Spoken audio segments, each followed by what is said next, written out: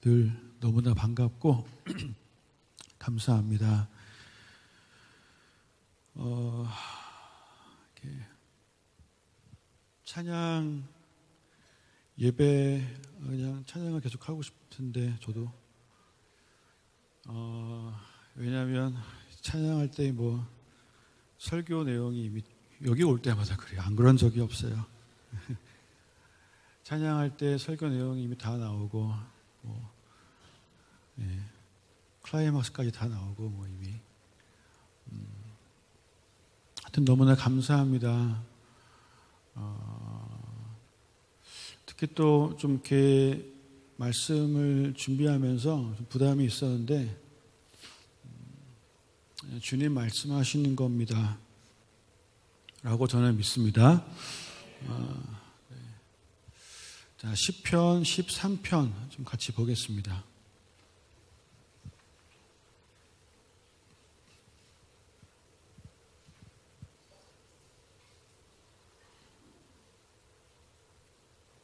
시편 13편 1절부터 6절입니다. 다 같이 한번 읽어볼까요? 시작.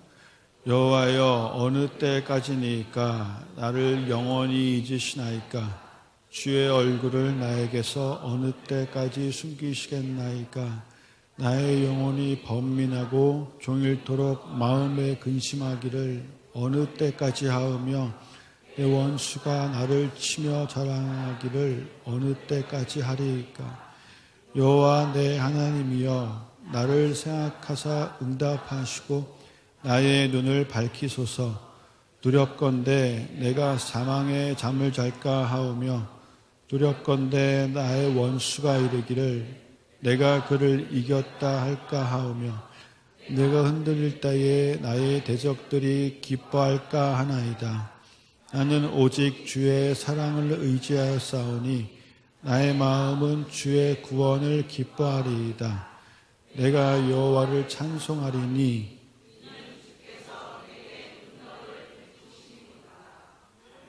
아멘, 아멘.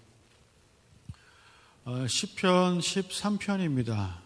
시편 23편은 굉장히 유명한데 시편 13편은 그렇게 유명한지는 잘 모르겠습니다. 둘 다 6절밖에 없는 짧은 시편이에요. 시편 중에 굉장히 긴 것도 있죠. 네. 네. 성경 쓰기 혹시 해보신 적 있으세요? 시편 119편 걸리면 큰일 나는데. 그 시편 13편 굉장히 짧은 시편인데 이렇게 짧은 글인데도 불구하고 저자의 마음이 이렇게 빨리 뒤바뀌기도 할 수 있구나를 알 수 있는 시편입니다. 이번에 순천에 오면서 주님 어떤 말씀을 전해야 할까요? 했을 때 그냥 이렇게 제일 먼저 떠올랐던 인물이 다윗이에요. 다윗. 이분들에게 다윗에 대한 부분을 좀 함께 나누면 좋을 것 같다. 이분들은 다윗들이시다라는 여러분에게 사실 정말 감사한 게 많습니다. 여러 가지가 감사한데 아내하고도 지난주에도 그런 얘기했던 것이 기억나요. 우리가 어디 가서 이런 사랑을 받겠냐라는 얘기했던 것이 기억이 나요. 근데 그것보다 더 감사한 것은 여러분들이 하나님을 예배하는 거, 하나님을 찾는 거, 그 말씀으로 살려고 노력하는 거, 애쓰는 거, 그게 너무나 감사합니다. 이 자리에서의 예배와 삶이 연결되어져 있다는 거, 이게 너무나 감사한 겁니다. 이렇게 찬양팀도 너무 훌륭한데, 여러분 사실 여기만 찬양팀이 아니죠? 여기도 찬양팀이잖아요? 그죠? 너무 멋지시고, 너무 아름다우시고, 저 너무 감사합니다. 다윗도 예배자였죠. 그렇죠? 다윗도 제가 보기에는 삶의 예배자였습니다. 다윗은 오히려 삶의 예배자였습니다. 다윗은 예배당에서 막 예배하고 예배당 문을 나서는 순간 또 갑자기 또 확 바뀌는 그런 모습이 전혀 아니었고 성전 안에서나 성전 밖에서나 또 동일한 모습으로 하나님 앞에 코람데오로 살려고 노력했던 사람이라고 저는 생각합니다. 어쩌면 그래서 하나님이 그 다윗을 보면서 하신 말씀, 이는 내 마음에 합한 자, 인간이 받을 수 있는 최고의 칭찬이 아닐까라고 생각합니다. 사랑에 받을 수 있는 어쩌면 최고의 칭찬이 아닐까? 하나님이 직접 대놓고 와, 내 마음에 합한 자야. 대단한 사람이죠. 근데 이 대단한 최고의 칭찬을 받은 사람도 고통스러운 절망에 빠지게 될 수도 있을까요? 없을까요? 이 절박하고 처절한 상황에 이 최고의 칭찬을 받은 다윗의 인생이 절대로 평탄한 인생은 아니었죠. 다 알고 있습니다. 가장 위대한 축복을 받은 사람이 매일매일의 삶이 푸른 초장이 아니었어요. 1년 365일 시편 23편이 아니었어요. 쉴 만한 물가가 어쩌면 믿음의 고백일 수도 있습니다. 믿음의 고백. 여러분, 밤이 돼야 이렇게 막 별이 보이죠? 그죠? 어두워져야 별이 더 잘 보이는 거잖아요. 세상이 점점 어두워지고 있습니다. 그래서 이 어두워지고 있기 때문에 아마 이제부터는 빛이 더 잘 보이게 될 겁니다. 그래서 어둠 가운데 있는 사람들이 빛 가운데로 오게 되는 일들은 사실 이제 시작될 겁니다.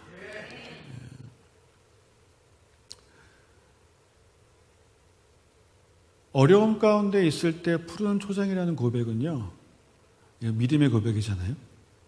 그게 진짜 푸른 초장인 겁니다. 그게 진짜 쉴 만한 물가가 되는 거예요.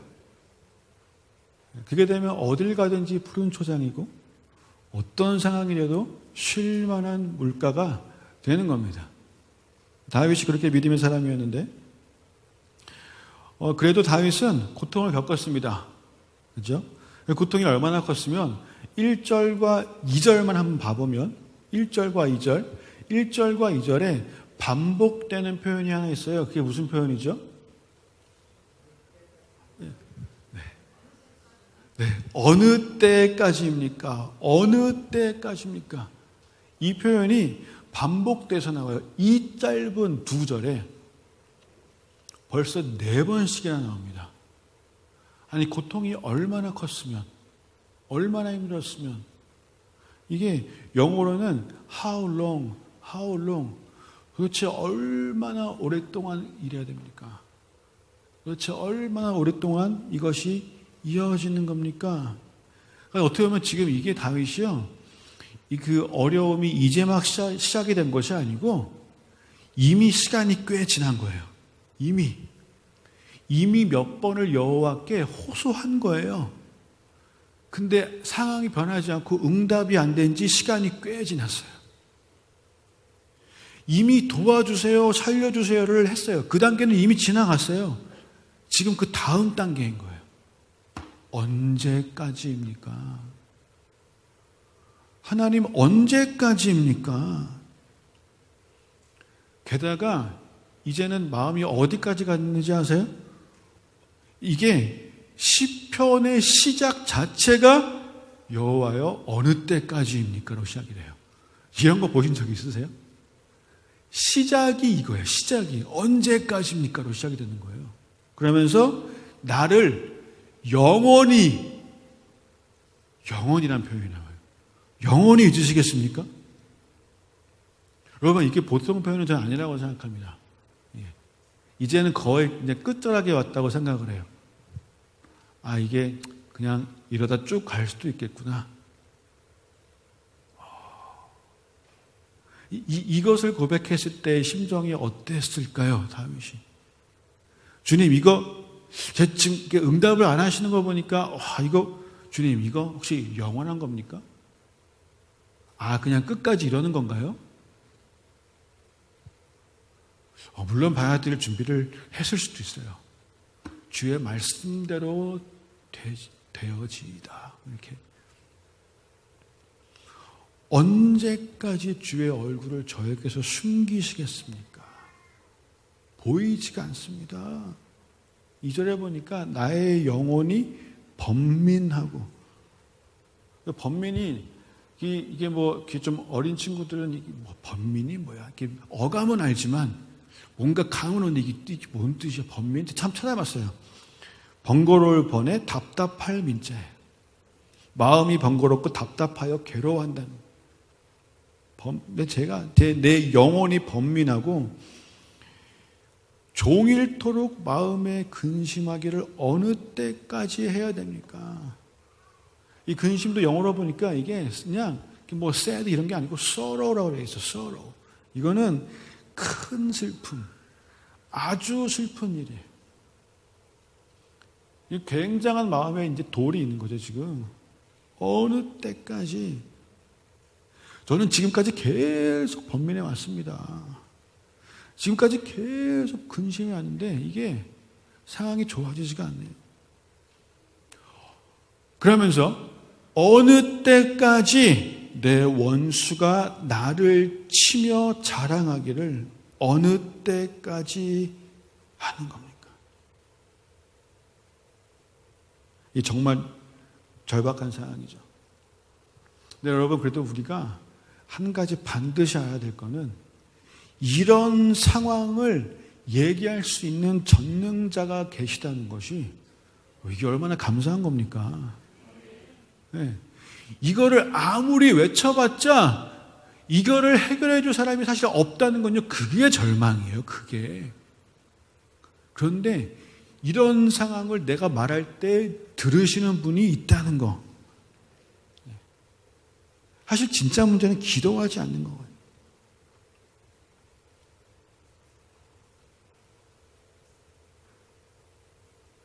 내 원수가라고 다윗이 표현했어요. 여러분, 다윗의 원수, 물론 뭐 이렇게 생각하면 한둘이 아니겠죠. 다윗이 얼마나 싸움을 많이 했고, 얼마나 전쟁을 많이 했고, 얼마나 많은 나라들을 쳤고, 또 얼마나 많은 사람들이 다윗을 괴롭혔습니까? 여러분, 다윗을 괴롭혔던 사람, 떠오르는 사람 있으세요? 사울, 또 다윗을 괴롭게 했던 사람, 골리앗, 압살롬,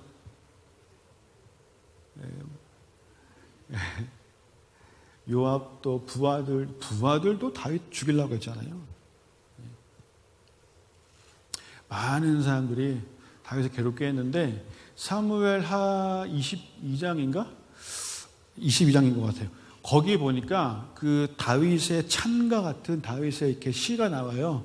근데 거기가 시작을 어떻게 하냐면 그 다윗의 모든 원수들의 손과 사울의 손에서 구원하신이라는 표현이 나옵니다.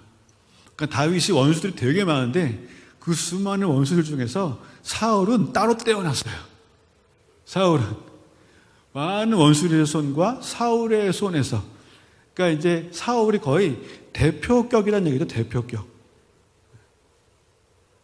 어쩌면 거기 있는 그 많은 사람들 중에서 다윗의 추종자들조차 다윗을 한번 죽이려고 했지만 가장 오랜 시간 동안 다윗을 죽이기 위해서 쫓아다녔던 사람, 가장 시도를 많이 한 사람, 사울이겠죠. 그죠? 여러분, 이게 우리는 성경을 보면서 뭐 다윗이 도망다니다 미친 척도 하고 뭐 아이고 힘들었겠네라고 하지만 살해 위협 받아본 적 있으세요? 여러분, 그 생각보다 진짜 무서운 거예요. 게다가 한 나라에 가장 영향력 있는 사람이 쟤 죽여라 했던 그 나라면 그 진짜 무서운 거 아니에요? 가장 권력 있는 사람, 가장 부하가 많고 그런 사람이 나를 죽이려고 한다. 이거는 진짜 무서운 거예요. 다윗이 그 상황에 처해진 거예요. 다윗 그걸 원하지 않았어요. 그런데 다윗이 그 고통을 어떻게 이해했을까요? 그 아픔을, 그 두려움을 다윗이 어떻게 이해했을까요? 성경에 보니까 1절, 2절은 정말 우리가 어떻게 보면 가장 표현할 수 있는 가장 절박한 상황의 표현과 하나님 앞에 호소, 어느 때까지니까, 어느 때까지니까, 어느 때까지니까. 그렇게 4번을 반복해서 얘기하다가 3절에 여호와여 내 하나님이여 나를 생각하사 응답하시고 나의 눈을 밝히소서 두렵건대 내가 사망의 잠을 잘까 하오며. 여러분, 이 고통의 호소가 순식간에 뭐로 바뀝니까? 기도로 바뀌죠. 그렇죠? 고통의 호소로 끝나는 것은 아무 의미가 없죠. 고통의 호소는 아무리 쌓여도 아무리 많이 해도 의미 없어요. 이것이 기도로 승화가 되고 두렵건대 나의 원수가 이르기를 내가 그를 이겼다 할까 하며 내가 흔들릴 때에 나의 대적들이 기뻐할까 하나이다. 지금 이게 내 원수가 아무리 커도 내가 기도하는 나의 기도를 들으시는 그분이 나의 원수보다 더 크신 분이란 거에 대한 확신이 있기 때문에 지금 이 기도가 나오는 거예요. 여러분, 탄식도 절망도 호소도 기도도 누구 앞에서 하느냐가 큰 차이가 있습니다. 누구한테 하느냐가 큰 차이가 있어요. 여러분, 이런 얘기들을 아무리 사람 앞에서 해봤자 내 속은 좀 나아질 수 있겠지만 정작 문제 해결은 아무것도 되지 않습니다. 어쩌면 오히려 그게 더 안 좋은 거예요. 내 아픔과 내 어려움과 내 문제 해결을 친구 만나서 2시간, 3시간 수다 떨면서 다 털어놔봤자 아무 소용없고 오히려 그것이 내가 기도의 자리로 나아가는 것을 막게 될 수도 있어요. 왜냐하면 2-3시간 떠들고 나면은 마음은 좀 시원해지거든. 이게 기도를 안 하게 만들 수도 있어요. 차라리 침묵하는 게 나아요. 침묵하는 게.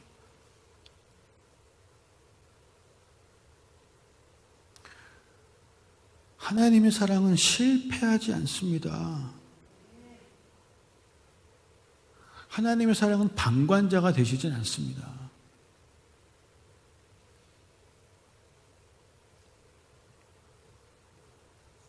그리고 이렇게 기도를 하고, 아니 기도를 오래 하지도 않았어요. 예? 기도가 지금 길지가 않아요. 기도가 길지 않은데 믿음이 크기 때문에 기도에서 입술의 고백이 또 단번에 바뀌어요. 어떻게 바뀝니까?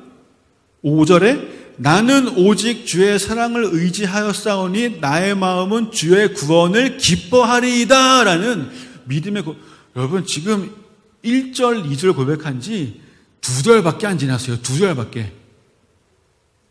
아니, 이거 제가 보기엔 이 분량이요, 이거는 뭐 2시간, 3시간 기도도 아니에요. 말 한마디 했는데 고백이 바뀌는 거예요. 6절. 다 같이 읽어볼까요? 시작. 내가 여호와를 찬송하리니 이는 주께서 내게 은덕을 베푸심이로다. 아멘. 와, 여러분, 아니 방금 전에 저 이제 이 죽음이 영원한 겁니까? 라고 해놓고 찬양합니다. 하나님을 찬양합니다. 주의 은혜가 크십니다. 주의 사랑을 의지합니다. 아니 어떻게 이렇게 될까요? 이게 가능한 일이에요?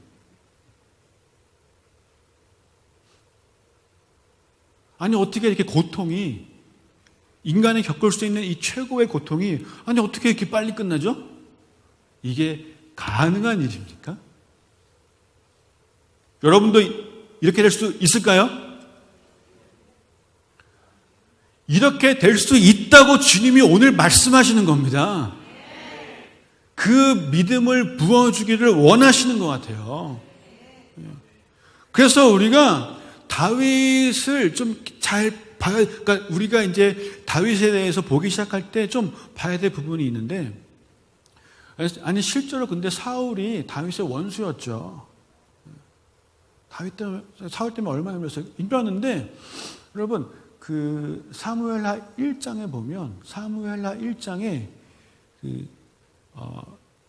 사울과 요나단이 전쟁에서 죽어서 그들이 죽었다는 소식을 한 병사가 다윗에게 전하러 와요.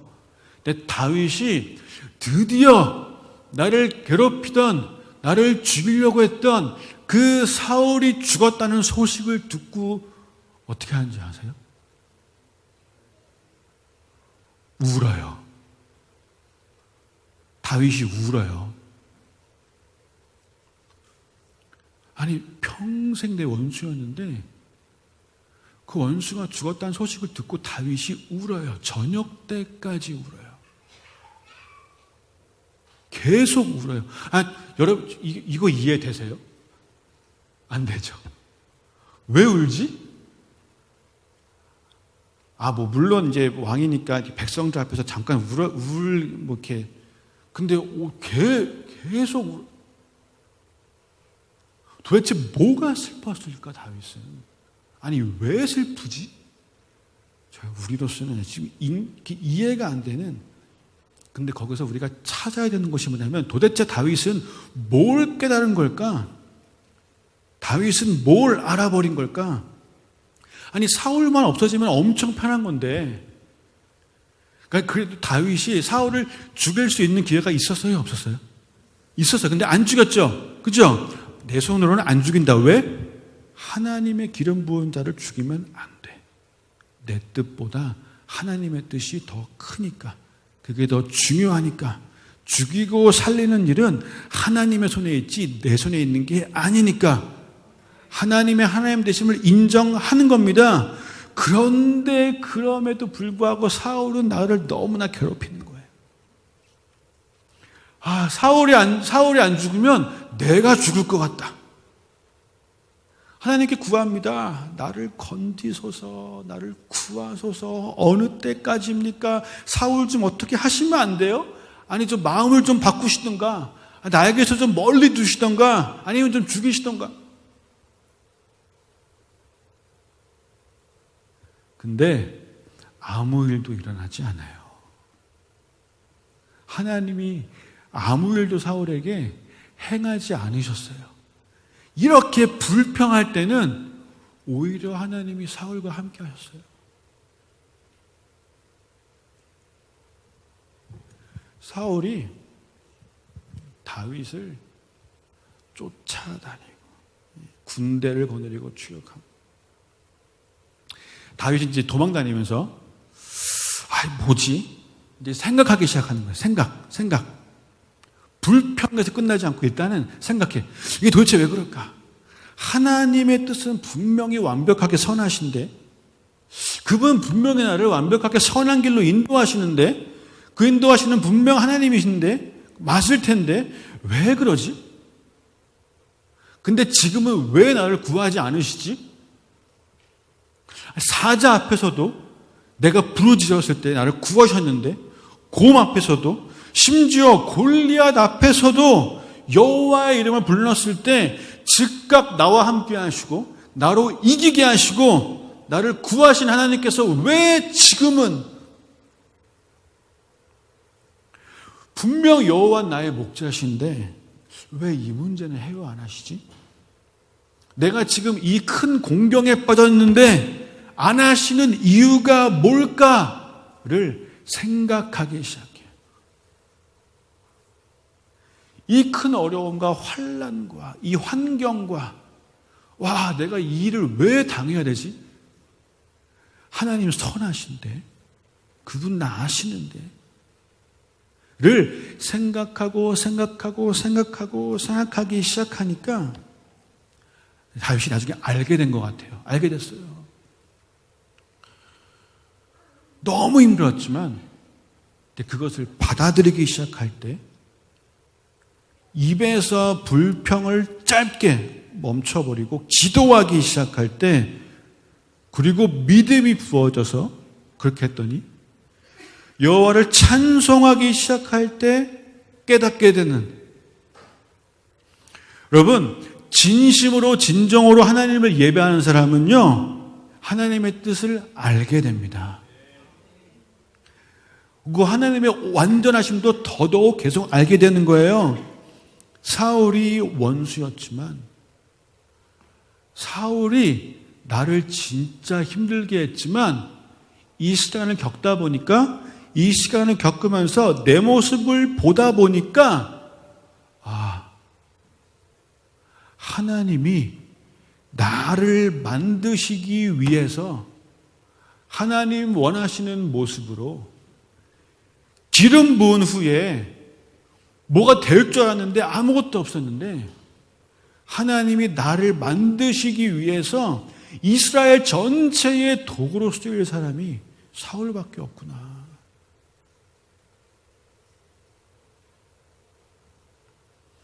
다윗의 속사람을 만드시려고 사울이라는 도구를 사용하셨다는 것을 다윗이 알게 돼요. 그 사울의 잘못된 성향과 시기 질투와 그 낮은 자존감과 그 성질과 그 모든 것들이 도구라는 것을 알게 돼요. 그게 나를 만들기 위함이셨구나. 나 때문이었구나.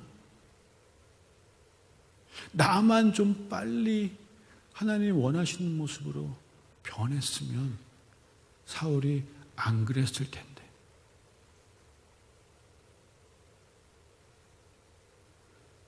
사울의 악한 역할이 약함으로 보이지 않아요. 다윗이 울어요. 사울이 죽었을 때 다윗이 울어요. 미안해서.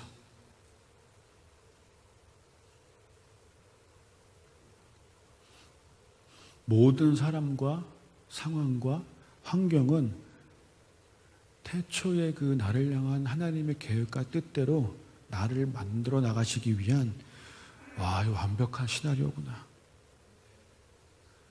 하나님의 주권을 인정하기 시작하는 거예요. 여러분, 하나님의 주권을 인정하면요, 오늘 시편 23편에 써져 있는 것처럼 우리의 기도가,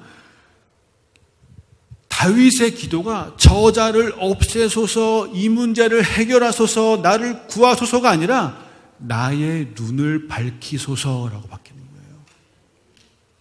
하나님의 주권을 인정한다면 나의 눈을 밝히소서. 아니면 내가 사망의 잠을 잘 수도 있습니다. 사망의 잠이라는 단어가, 여러분, 성경의 많은 부분은요, 잠을 자는 거를 죽는 걸로 표현한다고 하잖아요. 그죠? 이 사망이 잠인, 제가 지난번에 말씀드렸죠. 우리는 매일 죽는 연습을 하고 있다고. 이 죽는 건 사는 거랑 똑같다고. 그죠? 사망의 잠은 뭐예요? 사망의 잠은 완전한 죽음. 완전한 죽음. 죽음이란 건 하나님과의 분리를 의미하는 건데, 사망의 잠을 잘 수도 있을 것 같으니까 하나님, 이게 내 육신이 죽을 수도 있지 않습니까가 아니고요. 그게 아니고, 내가 이렇게 불평하다가 하나님과 분리가 될 수도 있겠구나. 진짜 사망. 그게 진짜 죽음인데 그렇게 될 수도 있겠구나. 하나님, 나의 눈을 밝혀주십시오. 이 상황 가운데, 이 어려움 가운데 나의 눈을 밝혀주십시오. 아니면 저 죽습니다. 진짜 죽음.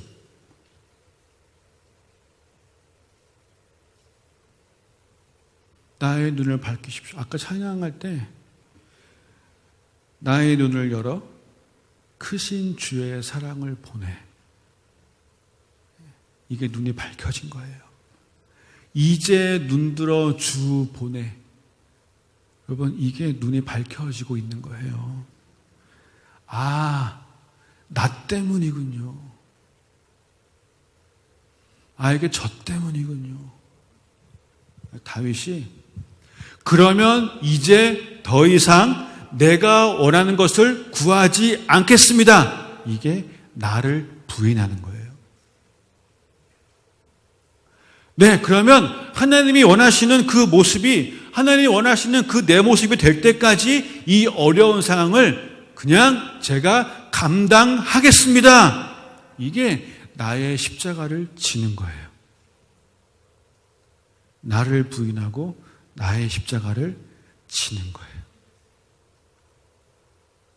여러분, 근데 우리가 그 십자가를 진다는 거에서 그 약간 교회 안에서 잘못된 표현들을 할 때가 좀 있어요. 잘못된 표현. 아이고, 저는 제 남편이 제 십자가예요. 저는 제 자신 놈은 제 십자가예요. 그건 십자가가 아니에요. 십자가는 나 때문에 생기는 것들. 나 때문에. 사실 나 때문이거든요. 다윗이 사울의 십자가를 진 것이 아니고 자기를 부인하고 자기 십자가를 지기 시작했습니다. 이게 하나님의 마음을 깨달은 거예요. 왜 나를 죽이려고 하는 거야, 사울은? 그게 아니고, 왜 나한테 뭐라고 하는 거야? 그게 아니고, 자기 십자가를 지기 시작합니다. 신약에 보니까 수로보니게 여인이 나와요. 예수님이 많은 경우에 병자들을 고치실 때 굉장한 사랑과 긍휼로 하시는데 이상하게 수로보니게 여자한테는 굉장히 심한 말을 하세요. 자녀들의 먹을 것을 취해서 개들에게 주는 게 마땅치 아니하다. 근데 거기서 수로보니게 여인이 어떤 고백을 합니까?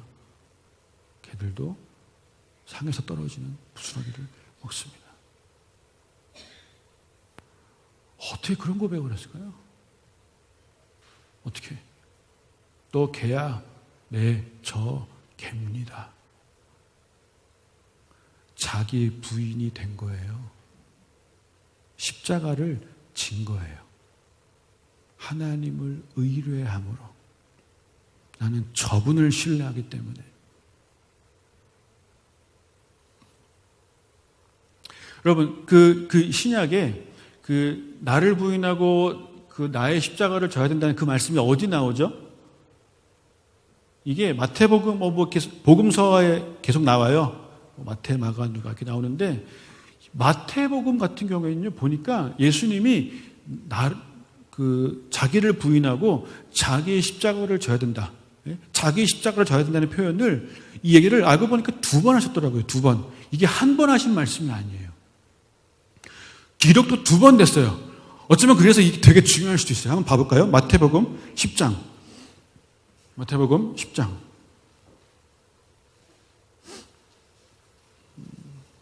마태복음 10장. 아이고. 마태복음 10장을 보시면 예수님께서 12제자를 부르사 1절에 보니까 더러운 귀신을 쫓아내고 모든 병과 약한 것을 고치는 권능을 주시고 나서 그 권능을 주신 거예요. 그 권능을 주시고 나서 여러 가지를 말씀하시는데 권능을 주시고 나서 하시는 말씀이 뭐냐면 그 뒤에 38절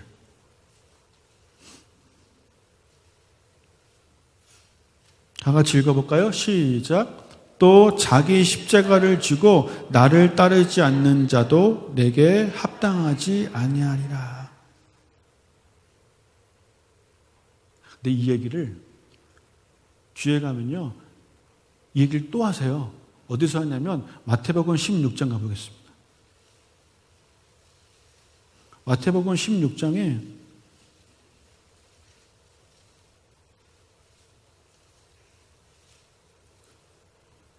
베드로가 예수님한테 훌륭한 고백을 하고 주는 그리스도시요 살아계신 하나님의 아들이십니다 라는 고백을 하고 그 이후에 예수님께서 제자들에게 마태복음 16장 24절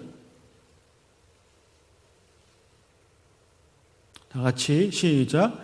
이에 예수께서 제자들에게 이르시되 누구든지 나를 따라오려거든 자기를 부인하고 자기 십자가를 지고 나를 따를 것이니라. 아멘. 2번이나 말씀하셨어요. 여러분, 우리는 예수님이 십자가에 돌아가신 거 알고 있지만 제자들은 예수님이 십자가에 돌아가실 거라고는 상상도 못했어요. 그거는 아예 생각에 1도 없는 상황인데 우리 보고 십자가를 지래. 무슨 말이에요? 우리 보고 죽으란 얘기거든.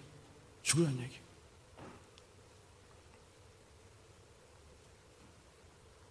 이게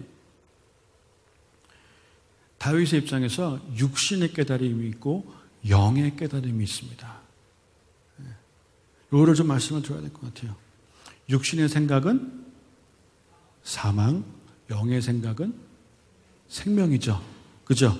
여러분, 우리가 다윗의 입장에서 사울 왕이 뭘 잘못했는지를 말할 수 있어요. 사울 왕이 뭘 잘못했는지 뭐 1시간, 2시간 얘기를 할 수 있지만 그것은 주님의 뜻이 아니에요. 맞는 말이지만 그거는 육신의 깨달음이에요. 정확하게 짚었어요. 하지만 육신의 깨달음이에요. 요셉이 형들에 의해서 애굽에 팔려갔죠. 왜 팔려갔습니까? 왜 팔려갔어요? 네. 혼자 사랑을 독차지하고 혼자 채색 옷을 입고 형들한테 개념 없이 얘기하고 자만하고 교만하고 막 이런 말도 함부로 하고 이런 여러 가지들, 그렇게 해서 잡혀갔지라고 생각하는 것은 육신의 깨달음이에요. 영의 깨달음은 뭐예요? 영의 깨달음은 요셉의 입으로 얘기하는 고백이 있어요. 창세기 45장에 당신들이 나를 이곳에 팔았다고 해서 근심하지 마세요. 하나님의 생명을 구하시려고 나를 당신들보다 이곳에 그냥 먼저 보내신 거예요. 이게 영의 깨달음이에요. 육신의 깨달음은 사망입니다. 하나님의 뜻이 이루어지는 것을 바라보고 있는 게 영의 깨달음이에요. 육신의 깨달음은 아무리 많이 있어봤자 다윗이 사울 왕과의 문제가 있을 때 그 관계에서 그 문제의 원인을 인간적으로 아무리 잘 생각해봤자 아무리 좋은 아이디어를 내봤자 이 일을 그 관계 속에서 그 안 좋은 일을 피해보려고 자기를 반성하든 말든 뭘 하든지 간에 육신의 깨달음은 절대 문제 해결이 되지 않습니다. 주님의 뜻이 이루어질 때까지, 주님의 말씀이 이루어질 때까지. 그래서 다윗이 어쩌면 여러분 시편을 쭉 읽다 보면요, 다윗이 사울 왕을 부인하려고 하지 않아요. 자기를 부인하려고 하지. 그래서 모든 시편들이요, 다윗은 시편들을 보면은요 너무 신기한 게 욕으로 시작해서 찬양으로 끝나요. 시편들이 성경에 심한 욕들이 많더라고요. 제가 보니까 이빨을 꺾으래요. 이빨을 막 하나님한테 하나님 이빨을 꺾으십시오. 심한 욕들이 많아요.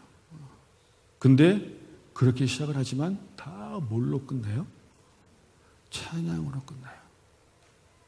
영의 깨달음을 얻었으면 욕으로 시작해서 욕으로 끝나지 않아요. 불평으로 시작해서 불평으로 끝나지, 늘 찬양으로 끝나는데 특히 오늘 읽은 시편 13편은 순식간에 찬양이 돼버려요. 순식간에. 그렇게 사셔야 되겠죠? 그죠? 예.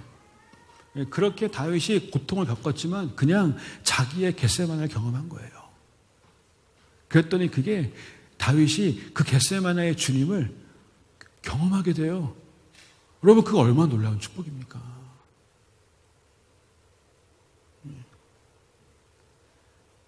사울 때문에가 아니라 사울 덕분에 자기를 점점 부인하게 되는 다윗. 이게 예수의 사람입니다. 사회에서나 가정에서나 교회에서나 직장에서나 이거 모르면 부딪히고 살아요. 평생 남을 핑계대고 살아요. 그리고 더 무서운 건 뭐냐면 육신의 깨달음을 통해서 마귀가 우리를 속입니다. 마귀가 우리를 속이는 가장 좋은 도구 중에 하나가 육신의 깨달음이에요. 왜냐하면 맞거든. 그 판단이 맞거든. 하는 말이 맞아요. 그런데 그걸 통해 속여요. 우리가 판단은 잘할 수 있죠. 난 다 알아. 난 다 알아. 다 안다는 거예요. 하는 말이 맞아. 틀리지 않았어. 그런데 판단은 맞지만 그걸 통해서 속여요. 그랬더니 열매가 없어요. 해석밖에 없어요. 우리는 너무 쉽게 욥의 친구들처럼 고난을 설명하려고 해요. 그냥 인정하면 돼요. 하나님의 주권을 인정하면 돼요. 하나님의 주권을. 베드로도 하와도 판단은 맞았어요. 근데 그 맞는 판단 속에 마귀에게 속았어요. 육신의 깨달음. 주님 죽으시면 안 되죠. 십자가 지시면 안 되죠. 속았어요. 사단아, 내 뒤로 물러가라. 판단이 중요한 게 아니고 헌신이 중요한 거예요. 판단이 중요한 게 아니고 희생이 중요한 거예요. 이게 주님이 보이신 길입니다. 그분이 십자가를 지셨습니다.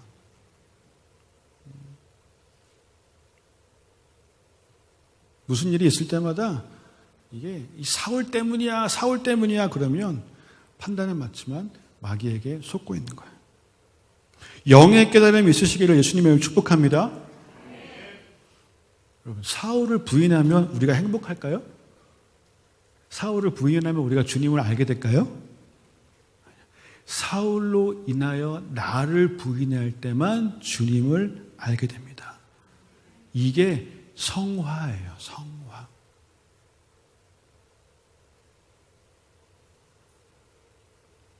문제 때문에 내가 불행한 것이 아니라 나의 부족 때문에 문제가 발생했음을 깨닫게 되시기를 축복합니다. 어떤 문제가 생겨도 그 문제 속에서 나를 부인하는 우리가 되길 소망합니다.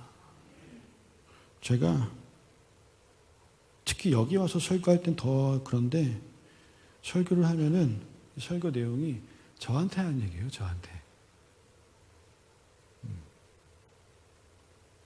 이 얘기를 하는 저도 이게 마음이 막 할렐루야 막 이런 마음도 분명히 있긴 있어요. 있지만 쉽지 않지만 여러분 우리도 한 번은 갈보리 통과해야 돼요. 네. 여러분 나중에 주님 앞에 섰을 때 주님 앞에서 사실 주님 앞에 딱 우리 인생이 다 끝나고 주 앞에 섰을 때 주님 앞에서 주님의 그 손에 그 못자국 그 흉터 저도 있어요. 저도 제 마음에 이거가 있을 때 그게 자랑스러운 것이 주님 앞에 섰을 때 저는 못자국이 하나도 없네요. 그렇게 못 살았네요. 이게 더 부끄러운 거예요. 못자국이 있으면 그 영광이 영원한 거예요. 이 땅에서는요, 그 어떤 영광도 정말 순간입니다.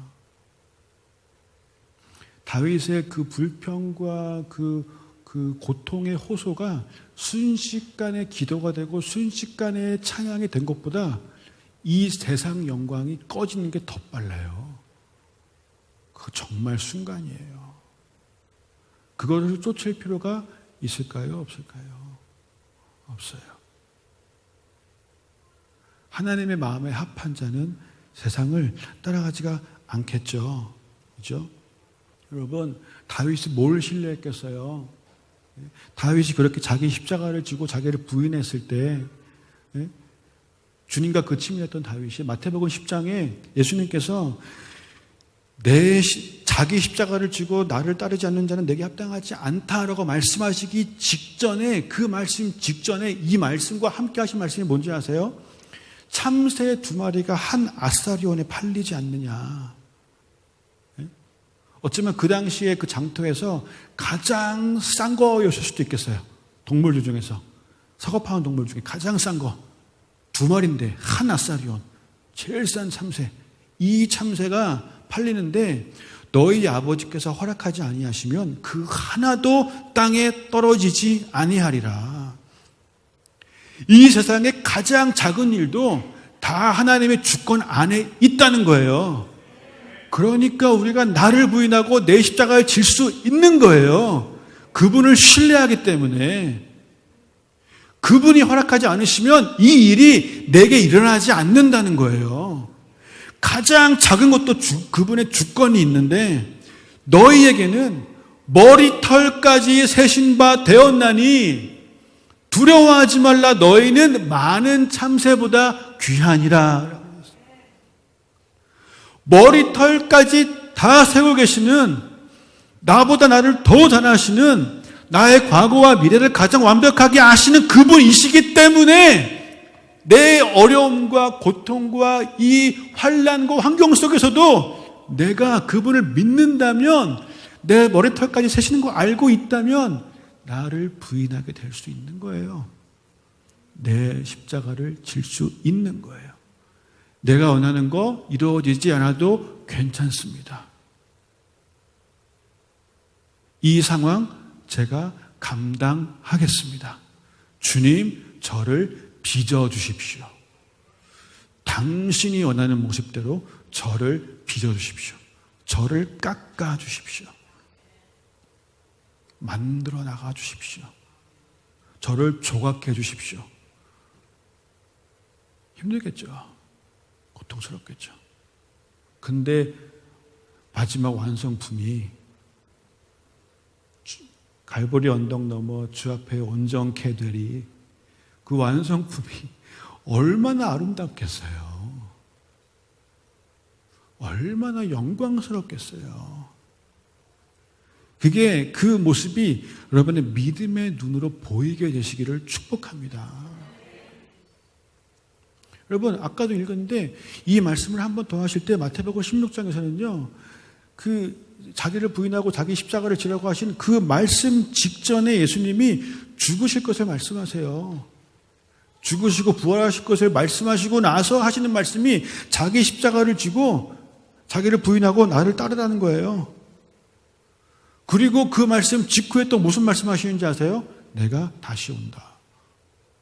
나 다시 온다.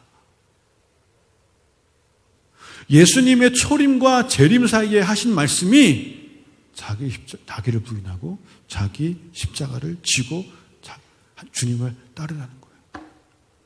예수님의 초림과 재림 사이에 성도들에게 요구되는 것이 이거 하나예요. 이거 하나. 자기를 부인하고 자기 십자가를 지고 주님을 따르는 거예요.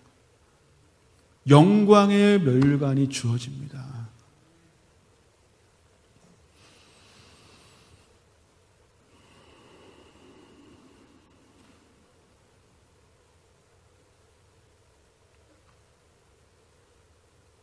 나를 부인할 때 주님 영광 받으십니다. 우리 반주 좀 해주세요.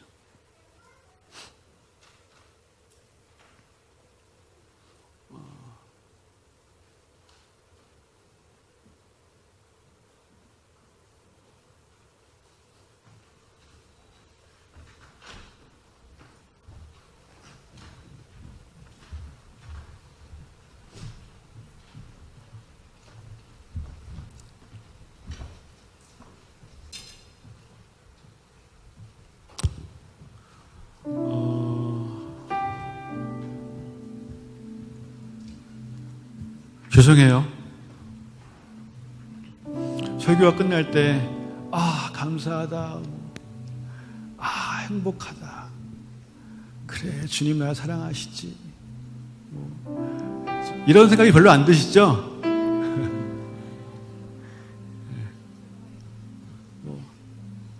근데 지금 설교가 끝날 때 마음이 행복한 것보다 우리의 인생이 끝날 때 마음이 행복한 게 더 값진 거 아니겠습니까?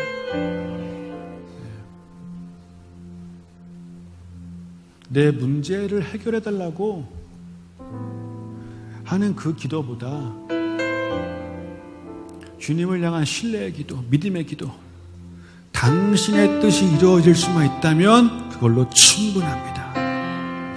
저는 제 삶이 그렇게 되기를 원합니다. 이게 더 하나님이 영광 받으시는 기도 아니겠습니까?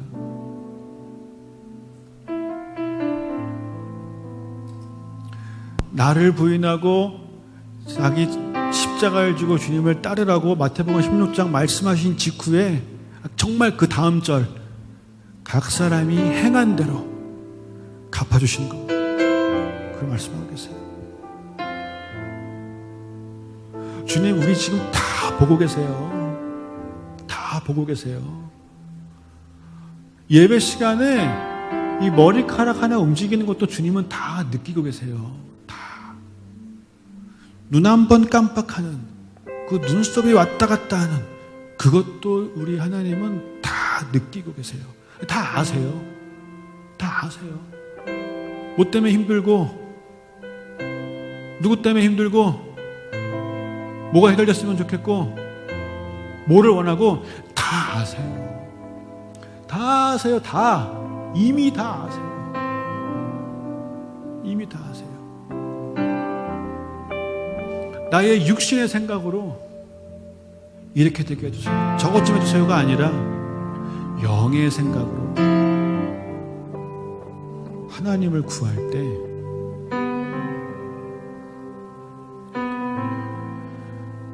어떻게 될까요?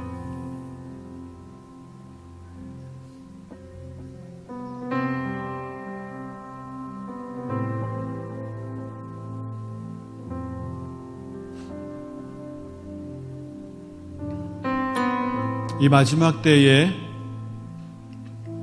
세상이 어두워지는, 이제 정말 세상이 깜깜해지는 이 때에 별처럼 빛나게 되시기를 예수님의 이름으로 축복합니다.